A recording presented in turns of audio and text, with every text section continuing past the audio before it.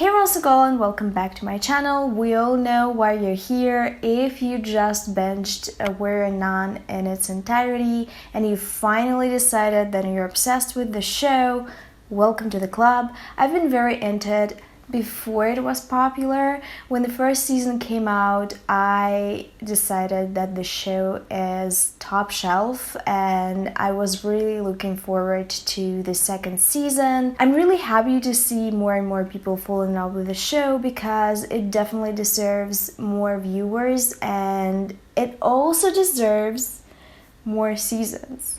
So Netflix, don't let us down as you usually do. Warrior Nun is a TV series adapted from a comic book, and it follows a heroine named Eva who dies and wakes up in a morgue with new and flashy supernatural abilities. She discovers that she is a halo bearer and she joins forces with a group of warrior nuns that fight against demons. If you have not seen the show yet, what are you waiting for? Go watch it. And if you've seen the whole thing and you're looking for books to read to satiate your hunger for something similar, stay and watch this video. The first series that I want to recommend is the closest conceptually to the TV series, and it is his Fair Assassin series by LaFevers. It's a series of fantasy books. Each of the books follows a girl that is a part of a secret nun order. This secret nun order is an order of assassins. They are taught from early childhood the skills of espionage, of murder, of poisons, of seduction, and each of the girls has her own specific talent. All the girls are damaged in their own way as well because they don't just end up in this monastery,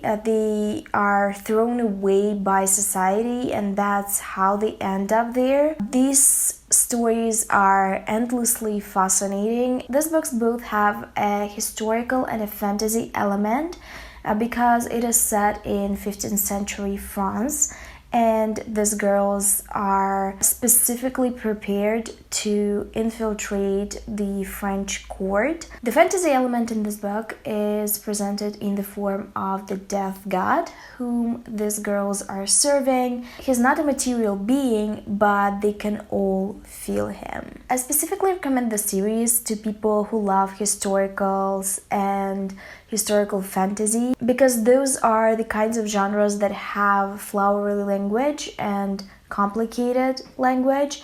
If you're into that kind of thing, you're going to enjoy the story because it's written in a very beautiful way as well. It's also a very character-driven series of books, so it might feel a little bit slow, but if it's something that you're into and if you're especially into political intrigue, I highly recommend those.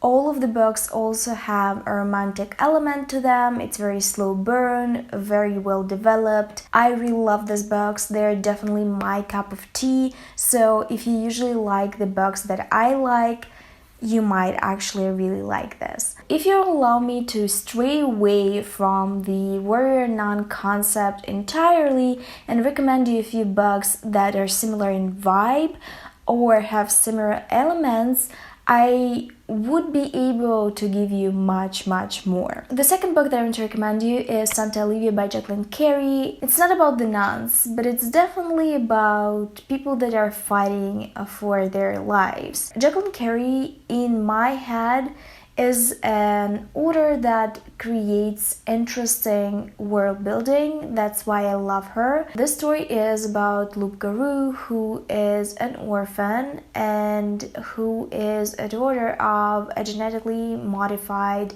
man.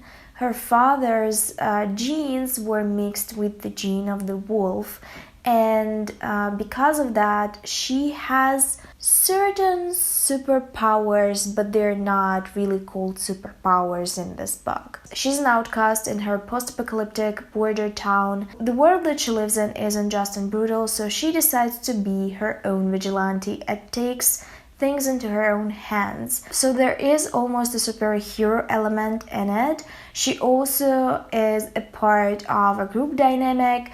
So if you're looking for a group dynamic, a supernaturally charged heroine that is trying to build something out of her life, there are similarities here. The only way out of this town for anyone is to win in a boxing match. So part of the story is 𝕊𝕆𝕀𝔸 training for her boxing match. And it might sound really boring, especially for people that are not into sports. I'm one of those people. But I have not read a more fascinating sports storyline, except maybe for fans.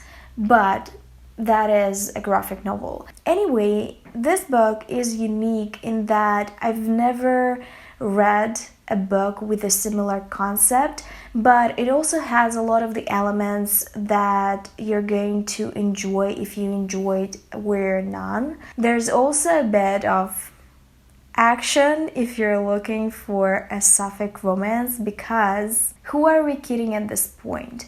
Avatrice shippers, are you okay? Because I'm not. This is a perfect story for those that loved Warrior Nun but don't really want to read the same thing. Another favorite of mine that has similar themes and elements is the Engelsfors trilogy by Strandberg and Sara Elfgren. It's a trilogy about a circle of witches. So we do have a really cool group dynamic, and all of the characters that have point of views are girls. So if you're into Warrior Nun because it has a really large female cast of characters, look no further. The story starts with a suicide of one of the local goth guys. He's an outcast and his only friend finds the death very suspicious. She wants to investigate it and look into it, despite evidence pointing at him actually doing it himself. This tragedy doesn't just trigger her to start looking for answers, it also triggers a bunch of other girls and they start developing supernatural powers.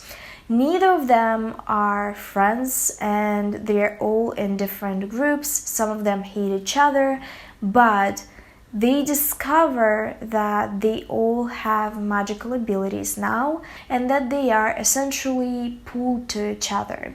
Turns out that they all are a part of one witch circle and they have to cooperate to fight off evil. These creatures don't have physical bodies, but they have an ability to talk people into killing themselves.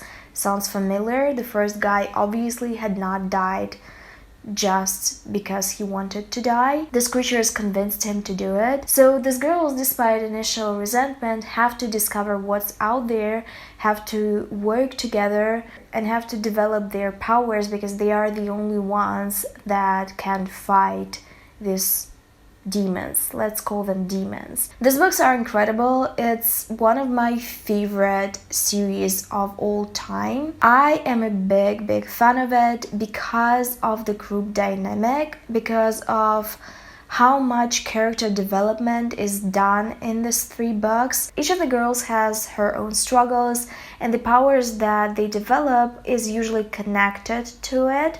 So it was very interesting to see each of their stories. The plot overall is very fascinating, it's very fast-paced, it's very cool. Remember the time when you were a teenager and you could just inhale read a series of books because it was just so fun and it got you so invested so quickly?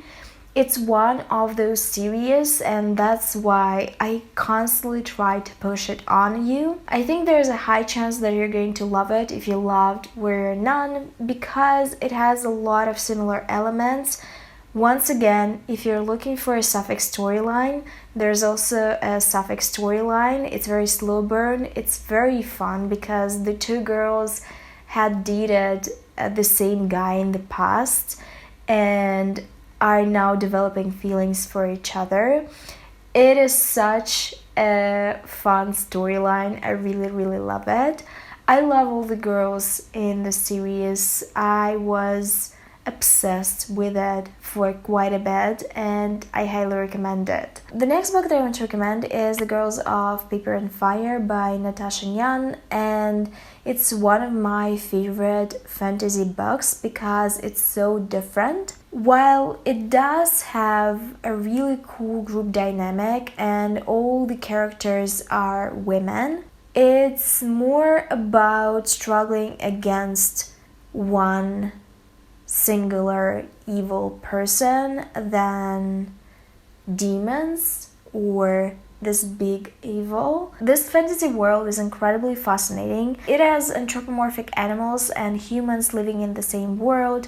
The heroine is a human and she is selected as an extra girl for the king's harem. She didn't expect to be chosen. She wasn't supposed to be chosen in the first place because there's usually a fixed number of women that are chosen for the harem every year, and the girls were already selected, but she's a victim of the circumstance. She's chosen by one of the king's guards who is desperately trying to get his loyalty. Unlike most of the girls in the harem, the protagonist wasn't prepared for this kind of fate. She wasn't prepared to become one of the king's lovers, and she finds him off-putting. So her goal throughout her surfeit is to postpone meeting and spending any time with him. There are a few other girls in the harem with a similar mindset,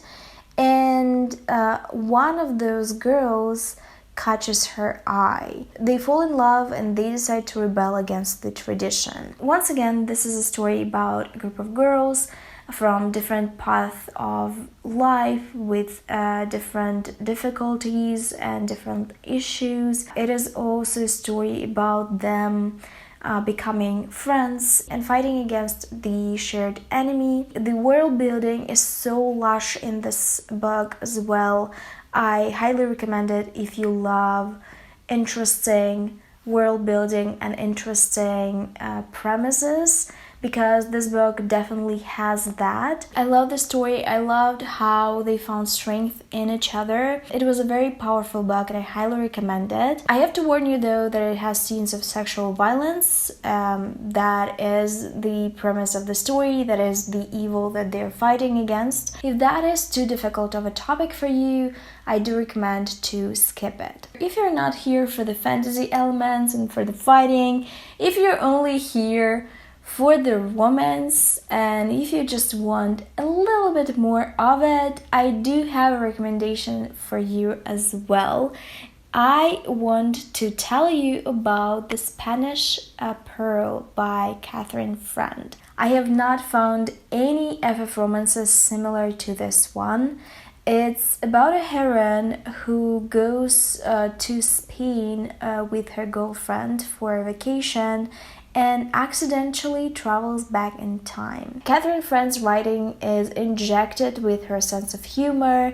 The storyline itself is incredibly funny if you think about it, because it's a 21st century woman in a Moorish harem. There is a night in the story which the protagonist finds very dashing. She herself is a lesbian, so she is confused because she's never been attracted to a man. Well, it is not a man. That is all you need to know. This is so much fun. It is such a romp. I highly recommend it if you're looking for an adventurous FF romance. There are not that many of them out there, so it's one of my favorites, my all-time favorite. I will have to give you a warning as well. I don't know why the author decided to add a sexual assault scene to it, but there is one in the story and it's pretty heavy.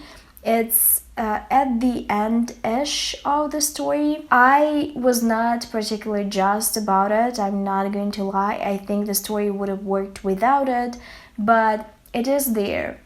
It doesn't ruin the story completely for me because it's just so good, but I think we could have skipped it. These are the 5 books Some of them are series actually that I recommend to read if you're looking for something that has similar vibes to the Warrior Nun. In the comments down below, tell me what you thought about the second season of Warrior Nun. Tell me about your favorite scenes from it. And if you have any other books that I want to recommend me that are similar to the show, leave them in the comments down below as well. I'll be very grateful. Thank you for watching this video. I will see you soon with another one, but until then,